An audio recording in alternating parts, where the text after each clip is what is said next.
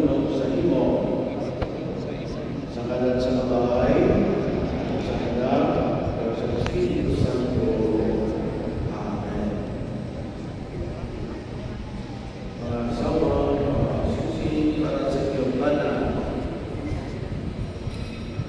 Kaya inyabal-banan sa iyong banan, supaya magpapagpapag. Patulang ang susok sisi, katanda sa atong padayon sa pagpahayag sa atong pagpunga,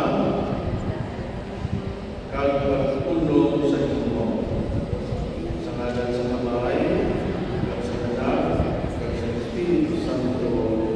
Amen. Pagbanan, mga susi, para sa iyong asawa. Sa golden wedding anniversary ng mga anak, mga apo ang naghahatag na sa aras, pero karoon ay pag-iwas ng magkamo. Yan kaya sa iyong asawa.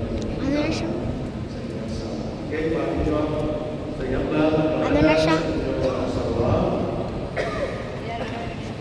kinahatag mo sa imo, mga aras, sa pagpuo